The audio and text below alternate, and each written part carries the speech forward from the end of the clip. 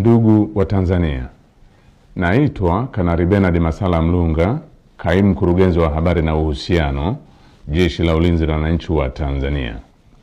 Jeshi la Ulinzi la Wananchi wa Tanzania linautaarifu umma wa Watanzania kuwa linaendelea kufuatilia kwa karibu na kutathmini hali ya ulinzi na usalama nchini katika kipindi hiki cha kuelekea uchaguzi mkuu unaotarajia kufanyika tarehe 28 na tarehe 29 mwezi Oktoba mwaka 2025 kama ilivyotangazwa na Tume Huru ya Uchaguzi nchini na Tume ya Uchaguzi Zanzibar.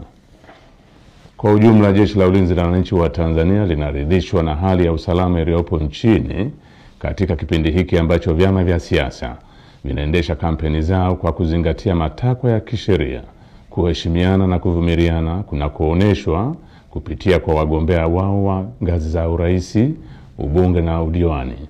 Jeshi la Ulinzi la Wananchi wa Tanzania linaviomba vyama vya siasa kuendeleza hali ya amani na utulivu wakati wote wa kampeni, kupiga kura na baada ya kupiga kura.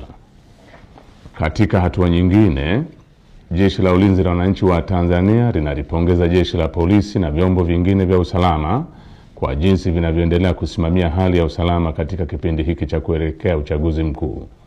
Aidha, jeshi linawapongeza wananchi kwa kuendelea kutumia haki yao ya msingi ya kushiriki kwa amani na utulivu katika kusikiliza sera za vyama mbalimbali kupitia mikutano ya hadhara inayoendelea kufanywa na vyama vinavyoshiriki uchaguzi mkuu kwa ngazi mbalimbali ili kuwachagua viongozi watakaowaletea maendeleo.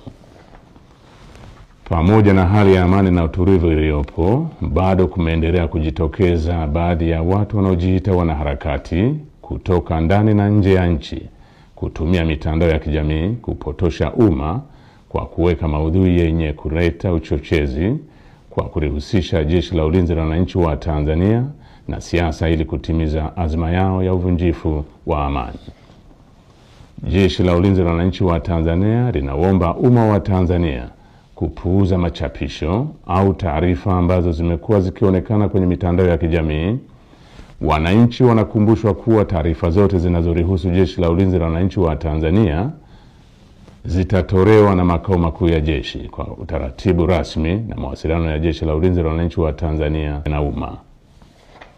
Jeshi la Ulinzi la Wananchi wa Tanzania likiwa sehemu ya vyombo vya ulinzi na usalama vyenye dhamana ya ulinzi nchini, ninapenda kuhakikishia Watanzania wote hali ya amani, usalama na utulivu katika kipindi hiki cha kuelekea uchaguzi mkuu, wakati wa uchaguzi na baada ya uchaguzi mkuu.